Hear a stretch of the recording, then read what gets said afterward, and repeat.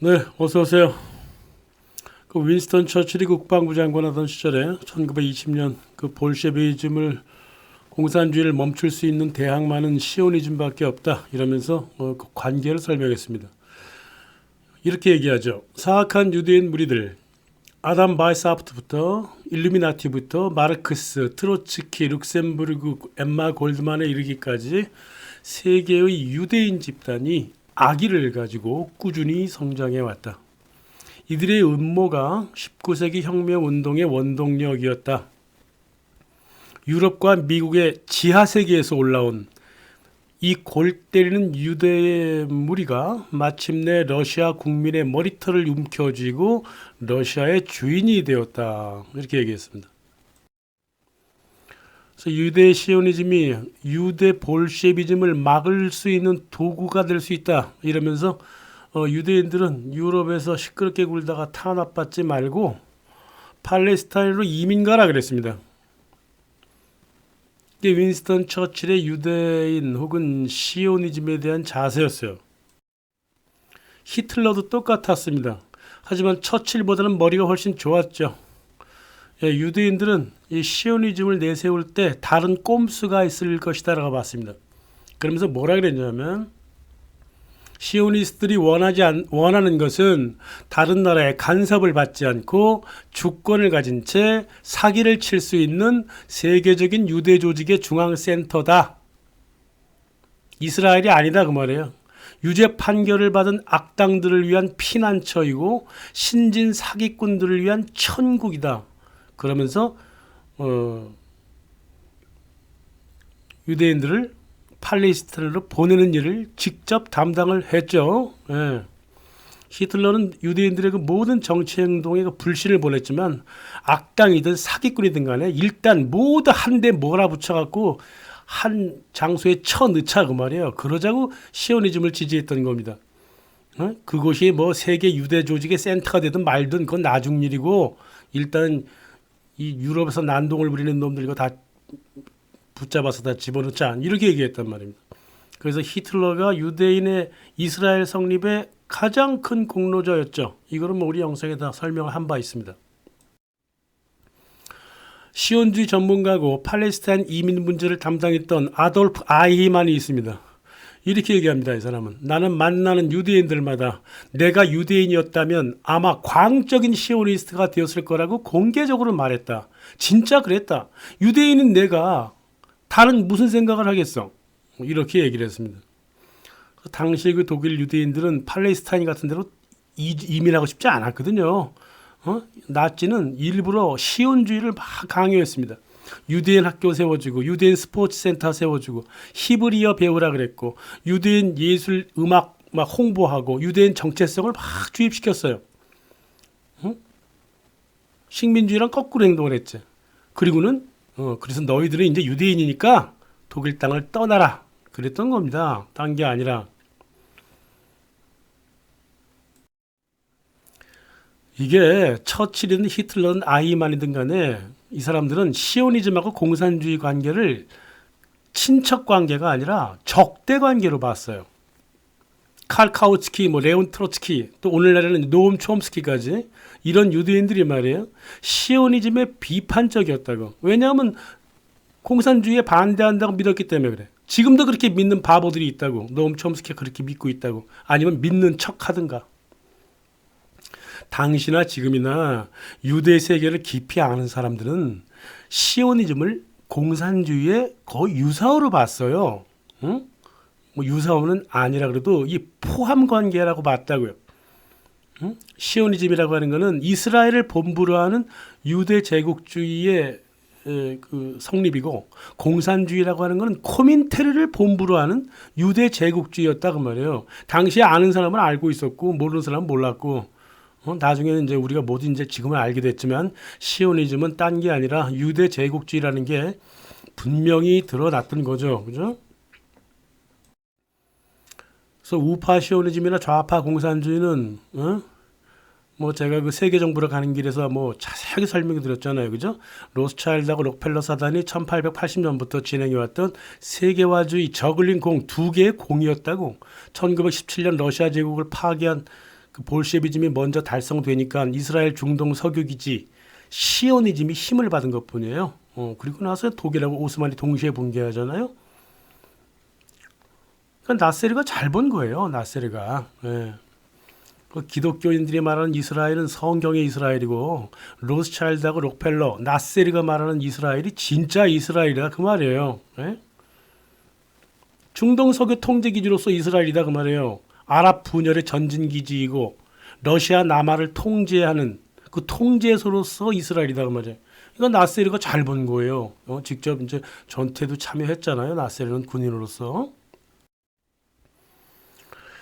처칠, 노엄 촘스키까지 모두 명확하게 하지 않는 사실이 하나 있어. 이게 뭐냐면 과연 팔레스타인이 유대인의 땅이냐는 거예요. 제가 신씨잖아요. 내가 고령 신씨인데 말이야. 그러면 경북 고령이 내 고향이야? 고령 신씨가 고령을 떠난 지 유대인이 팔레스타인을 떠난 지 2000년이 넘었어. 2000년 가까이 돼가. 그리고 그동안에 각종 시족하고 결혼하고 흩어져 갔고 이 고령 신씨 집안 사람들이 한양 근처에 정착지가 있었고 경북 대구에도 있고 큰 게 있고 충청도에도 정착지가 많고 전남 고흥에도 정착지가 있어. 이렇게 흩어져 살았단 말이야. 근데 갑자기 경북 고령군으로 들어가서 군청을 접수하고 토지 관리권을 주장해? 미친놈 아니지? 더 나아가서 이 고령신 씨가 말이야. 이 DNA를 뽑아봤더니 미토콘드리아 O2B1이야. O2B1은 보통 O3나 O2와 달리 한반도에서 가장 오래 살아온 종족이야. 그러면 고령신 씨는 한반도 터줏대감 지위를 요구해야 돼? 말도 안 되는 소리야. 이거 정말로. 아가서 근데 왜 우리 집 오늘 제사인가? 왜 족보를 열고 하고 난리야? 하도 답답하니까 그런 거야. 답답하니까. 시오니즘이라고 하는 거는 이런 엉터리 원리를 주장을 하고 있단 말이에요. 기원전 63년에 망했잖아, 이스라엘이. 응? 팔레스타인 유대인의 그 마지막 반란이 서기 135년에 있었다고. 응? 팔레스타인에는 말이야 이제 이교도를 들어오고 기독교, 이슬람 종교 순서적으로 들어찼어. 십자군 전쟁이 있었을 때는 이게 남은 유럽인들 여기 이제 살겠다고 남은 유럽인들 뭐 트루크의 뭐 이슬람 용병들 마물루크라 그러잖아요. 각종 뿌리를 가진 종족들이 2000년을 살아왔다고 여기서. 그게 이집트, 팔레스타인 그리고 소아시아예요. 게다가 팔레스타인 사람들은 로스차일드 같은 그 유대 히브리 자손들도 씨를 퍼뜨리고 있었잖아. 에? 그랬단 말이에요. 무슨 디아스포라 아닌 게 어딨어. 세상의 민족이. 안 그래요? 고향이 뭔데? 고향이. 내가 태어난 게 고향이지. 어? 아버지 고향은 본적이라 그러고 이 본적이란 거는 아버지 땅 물려서 농사짓던 봉건제도의 산물이라고요. 유대인들이 무슨 본적을 따지고 있어. 그것도 2000년 전에 본적을 따지고 말도 안 되는 소리를 내 이렇게. 로스차일드는 아랍계잖아요. 응? 아랍계라고. 이게 DNA가 J2야. 이게 아랍계예요. 유대 히브리 자손들도 마찬가지로 아랍계야. 대다수가. DNA 연구란 게 이제 여러 각도에서 같은 재료를 하더라도 서로 달리 해석할 수도 있지만은 그래도 흔들리지 않는 거는 유대인의 DNA는 아랍계, 소아시아계를 아우르고 있다 이 말이에요. 카스피의 흑해 주변도 다 마찬가지야. 카자르피도 섞여 있고 다 그렇단 말입니다. 혈통 자체가 마구마구 섞여 있다고. 핏줄 얘기해봐. 팔레스타인 유대인 예수 베드로 이게 다 이 아랍계 자식들이잖아요. 그런 거란 말이에요. 그리고 실제로 아브라함은 아프리카 저기 사하라 이남 출신 아니야. 아브라함이 E1, B1, A라고 히틀러도 거기 그 핏줄 갖고 있고 아인슈타인도 그 핏줄을 가지고 있다고.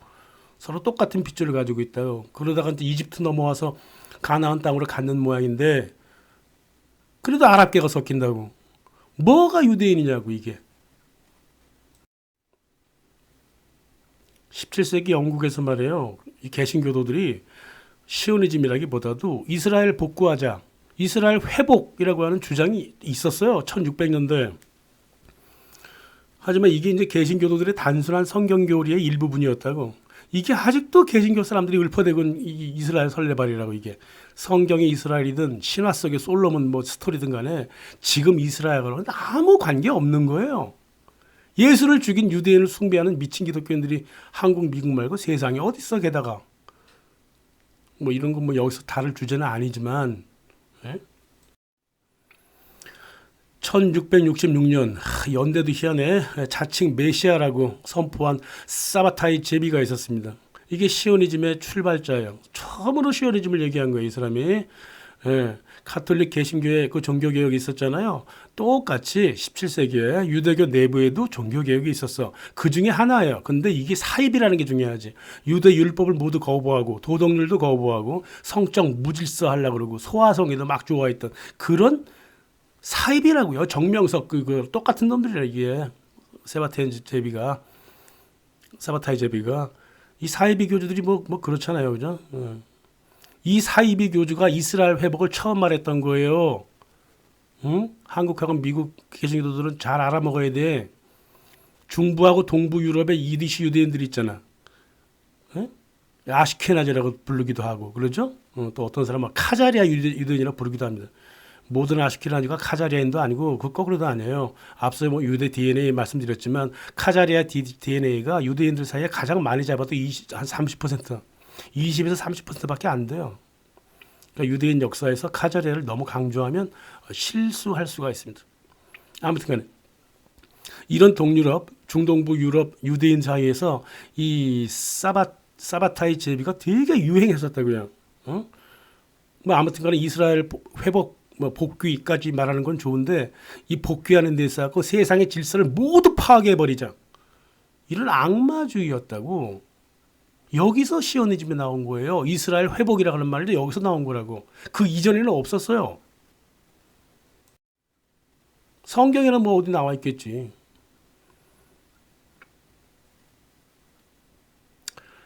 사바타의 제비는 말이에요. 자기가 이렇게 주장함으로써 오스만 술탄한테 체포됐지. 응? 이 새끼야 무슨 말을 그렇게 해. 우리 오스만을 그러면 오스만 안에다가 지금 좀 유대교 하나 만들자 이거야 지금? 너 이슬람으로 개종해. 아니면 너 목을 베버리겠다 그랬다. 그랬더니 개종해 버렸습니다. 사이비 교주의 행동이 다 그렇잖아요. 사이비 교주의 행동이 자기 그 종교를 버리고 다른 종교를 갈아타도 신도들은 또 따라가는 법이에요. 그러니까 신도라고 하는 사람들이 머리가 그렇게 돼 있다고. 조용기 목사가 머리 깎고 절로 들어갔어. 한 얼마 정도의 신도가 불교로 귀에 따라갈까? 조용기 목사를. 뭐 얼마인지 모르겠습니다만. 또 살아남았어. 이렇게 이슬람으로 개종했어도. 무슨 창피냐고 이게 하나의 종교 교단의 교주가. 그래도 따라가. 그 터키, 소아시아, 중부 유럽의 그 사바타이 제비가 말이야. 이제 한 18세기에 들어서니까 이 제비를 따르는 사람들이 생겼습니다. 이 폴란드에서. 이 폴란드의 정명석이라고 하는 야곱 프랭크가 이 뒤를 이어요. 이 새끼는 사바타이 제비보다 더한 사이비 교주였습니다. 아이들 인신고양까지 했다는 소리가 있어요. 얘가 인신고양을 전통으로 만들었다는 소리도 있고 그래요. 중부 유럽에서, 동부 유럽에서. 이제 이놈은 이제 프랭크라는 성도 자기 게 아니에요. 남의 성을 썼다고. 프랑크라는 단어가 뭐야 이게? 모든 규칙에서 벗어난다는 리버럴, 리버티, 프리의 의미를 갖고 있잖아. 동시에 모든 것을 오픈한다는 전체주의의 개념도 갖고 있다고. 이 프랭크라고 하는 게 리버럴리즘도 갖고 있고 토탈리타리즘도 갖고 있다고요. 이 단어 자체가. 그 프랭키는 뭘 주장했어? 남녀의 경계도 파괴하고 가족의 경계도 파괴하고 민족 경제도 모두 파괴하자는 거잖아. 이게 일루미나티의 또 파괴 의지랑 같은 거예요. 이게 어떻게 똑같게 섞여졌다고. 그 야코브 프랑크의 그 포스트 모더니즘하고 일루미나티의 또 프리메이슨의 생각이 같았다 말이에요. 자유 파시즘이었다고요. 이게 1890년에 다시 나타나는 시오니즘하고 성격이 또 똑같다고. 서로 다르다고 얘기하는 사람들 말 듣지 마세요. 그 사람들은 그 역사를 보고 얘기하는 게 아니야. 당장 눈앞에서 있는 거가 달라 보이니까 다르다고 얘기하는 것뿐입니다. 퍼시 비시 셸리하고 메리 셸리가 둘이 부부죠. 이 둘 다 악마주의자죠. 포스트 모더니스트라고요. 예? 이 둘 다 사바티안 프랑키스트였고요. 일루미나티 회원이었습니다. 당연히 악마주의에 빠질 수밖에 없고 프랑켄슈타인을 만들어내죠. 자기 엄마는 또 세계 최초의 페미니스트야. 남편은 또 윌리엄 고드윈 아나키스트예요. 예, 그 당시에는 아나키즘, 공산주의 뭐 이런 것들, 페미니즘 이런 거 다 악마주의였어요. 낭만주의도 악마주의였고. 하여간 그는 사회를 파괴해야 된다 그 말이에요. 이 전시안이라고 하는 거, 이 프랑켄슈타인이라는 게 프랑크라고 하는 거는 all이라고 하는 거고, N이라고 하는 거는 이제 애인 그 저기 뭐지? 엘린 그 뭐야? 히브리어에서 눈이라고 눈. 그 all I 그리고 스타일은 이제 스톤이잖아요. 그러니까 돌에 박혀진 전시안이다 이거예요. 이게 프랑켄슈타인이라고? 이거를 메리 셸리가 써내잖아요, 그죠? 죽음의 형상에 새로운 생명을 주는 사바티안 프랑키스트의 그 사탄적인 세계를 그렸다고. 이게 골룸에 관한 소설이라고 이게. 프랑켄슈타인 단어 자체가 이 프리메이슨 일루미나티 상징인 전시안, 전시안의 뜻 그 자체다 그 말이에요. 이렇게 해서 유대 프리메이슨 집단이 지배했던 그 중동부 유럽, 에스토니아, 리투아니아, 폴란드, 뭐 서부 러시아, 우크라이나 이런 등지에서 일루미나티, 즉 유대 프리메이슨의 전시안이 퍼져 나갔습니다. 나중에 이제 얘네들이 프리메이슨이 에콰도르나 파라과이까지 가잖아요. 브라질도 갑니다. 그래서 이런 나라들에 가보면 아주 옛날임에도 불구하고 전시안 문양이 많아요. 예. 미국이 대표적이죠. 미국은 건국 초기부터 프리메이슨이 국가 수뇌부에 포진해 있었잖아요. 제가 말씀드렸죠. 13명, 대통령이 13명인가 9명인가 그래요. 그리고 뭐 수뇌부 각재 다 포진돼 있다고. 유대인의 어떤 직접적인 영향이 있었다기보다 이 미국 프리메이슨 수뇌부 사이에서 이 유대 프리메이슨 일루미나티 개념이 퍼져나가고 있었다 그 말이죠. 그렇죠? 영국하고 독일 출신 이민자가 주가 되잖아 미국이. 근데 그 19세기가 근데 지금까지 쭉 보면 중부나 동부 유럽 출신들이 정가에 무지막지하게 들어가 있습니다. 뭐 키신저라든가 브레진스키 이런 사람들. 이게 세계화 엘리트가 미국에 중동부 유럽 출신이 많다 이 말이에요. 이게 확실히 이 유대 프리메이슨 네트워크 영향이 클 수밖에 없었다. 이렇게 결론을 내릴 수밖에 없습니다. 그 시오니즘이라고 하는 게 이제 국제화되기 시작한 게 이게 이제 프리메이슨으로 들어가면서부터죠. 1781년 그 바이에른의 그 일루미나티가 유럽 프리메이슨과 동업하자고 했고 1785년 바이에른 정부한테 공격을 받아갖고 본부가 흩어지잖아요. 그래서 프랑크푸르트로 옮기는데 더 커져버린다 그랬죠. 예, 근데 더 중요한 사실은 1786년부터 로스차일드가 이 일루미나티 프리메이슨으로 들어가기 시작합니다. 오펜하이머, 베르타이머 이 은행 직원들이 이 거대 유대 금융가들이 그 안으로 들어가서 장악을 한다고요. 예? 이게 이제 베르너 존 바르트가 썼던 그 The Jew and Modern Capitalism에 나오는 얘기잖아요, 그죠? 이거 뭐 PDF로 그냥 쉽게 다운받을 수 있으니까 한번 읽어보십시오. 그래서 19세기 자본가 프리메이슨은 말이에요. 이제 유대 금융 네트워크 안으로 들어갔다. 이게 아주 굉장히 중요한 사실이죠.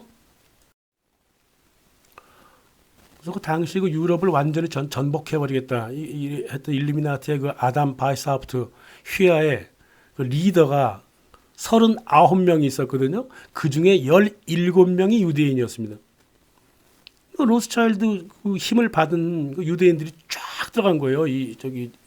일루미나티의 그 엘리트들로. 여기서부터 이제 시오니즘이 세계화되기 시작했던 거예요. 문서로 정확하게 기록되어 있지도 않고 또 뭐 유대인들이 뭐 프리메이슨을 완전히 지배했다 이렇게 볼 수도 없습니다만은 이 프리메이슨이 탄생했을 때부터 뭐 카발라 의식, 뭐 신비주의, 사탄주의 이렇게 연구하는 유대인들이 일루미나티를 통해서 가득 모였다 이거죠. 그래서 이게 야커 프랭크와 로스차일드 사이에 연결점이 있는 거예요. 서로 만났다기보다 만났다고 주장하는 뭐 헨리 마커 같은 사람도 있어요. 직접 뭐 서로 짜가지고 일루미나티를 같이 구성했다 뭐 이렇게 얘기하는 사람도 있는데 증거 자료는 제가 본 적이 없어요. 근데 강령이라든가 내용이라든가 주변 정황 전체가 다 합칠 수밖에 없었어요. 이 프랑키스트하고 일루미나티의 그 바이사프트하고 그 암셀 로스차일드가 서로 협업을 할 수밖에 없었죠. 그리고 실제로 협업을 했다고 아담 바이사프트가 밝히고 있고요. 1782년부터 1785년까지 잉골슈타트라고 하는 곳에서 일루미나티 본부가 있었어요. 그 길 이름이 테레시안 스트라세 23번지인데 여기가 또 유대인들의 집합소였다. 웃긴다니까. 이제 1785년에 이제 일루미나티가 해체되잖아요. 그리고 나서 뭐 딴 용도로 쓰다가 100년 지나서 유대 교당으로 바뀝니다. 참 기이한 역사야. 일루미나티 본부가 잉골슈타트 유대 교당으로 바뀌었다 이거죠. 예. 그러니까 정황적으로 그 당대 유럽의 기독 사회하고 유대 사회 속에서 그 자라난 그 두 전복적인 혁명 그룹, 하나는 일루미나티, 하나는 사바티안 프랑키스트. 이 관계는 오늘날 같으면 사회당과 민주당 관계야. 혹은 노동당과 공산당 관계라고. 건물 같이 써도 되죠. 뭐 같이 한 대 썼다기보다는 연달아 써도 아무 문제가 없죠. 겉으로는 자유를 부르짖고 속으로는 파시즘을 지향했던 게 일루미나티나 사바티안 프랑키스트랑 똑같았다 이 말이에요. 그래서 일루미나티는 19세기 유대 프리메이슨으로 자신을 주장하기 시작했던 거예요. 마르크스의 공산주의나 유대 프리메이슨이나 일루미나티 강령이 서로 똑같잖아요. 구체적으로 일서하고 사유재산을 없애고 민족국가 경계선을 없애고 가족도 없애고 결혼도 없애고 종교도 모두 없애고 아이들은 타가서에서 키우자. 이게 프리메이슨 일루미나티 유대 공산주의 강령이잖아요. 페미니즘 강령도 이거랑 똑같습니다. 그럼 시오니즘은 이스라엘 회복, 이스라엘로 돌아가자 이러니까는 민족주의 같아요? 그러니까 프리메이슨과 반대인 것 같아? 공산주의와 반대인 것 같아요? 다들 그렇게 알고 있지. 착각이에요. 시오니즘도 말이에요. 사바티안 프랑키스트 일루미나티의 같은 선상에 있는 거라 말이에요. 일루미나티의 공산주의 뿌리가 사바티안 프랑키즘에 있잖아요. 시오니즘도 마찬가지예요. 단지 유대 프리메이슨 공산주의 본부를 유럽이나 러시아에 두지 않고 이스라엘에 두겠다는 것만 달라요. 시오니즘은. 사바타의 제비가 1666년부터 2023년 오늘날까지 시오니즘은 변한 게 없어요.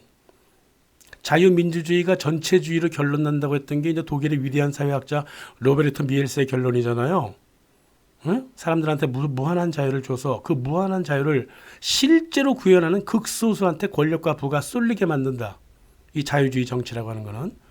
그래서 자유의 조건도 못 갖춘 채 무한 자유만 떠들다가 서로 분열하고 자멸하는 대중을 만든다. 이게 바로 포스트 모던 정치다. 이랬단 말이야. 즉 신자유주의. 자유 파시즘이었다 이 말이에요. 이게 실은 세계를 파시즘으로 이끌자 하는 시오니즘의 철학이랑 똑같은 겁니다. 메나셈 베긴, 네타냐후 둘 다 똑같은 놈이라고. 자커 프랭크의 다 뿌리에서 이렇게 흘러나온 거예요. 이게.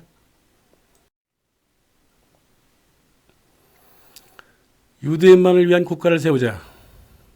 이게 1890년에 공식화되는데 시오니즘은 말이에요. 일국주의가 아니에요. 세계화주의였습니다.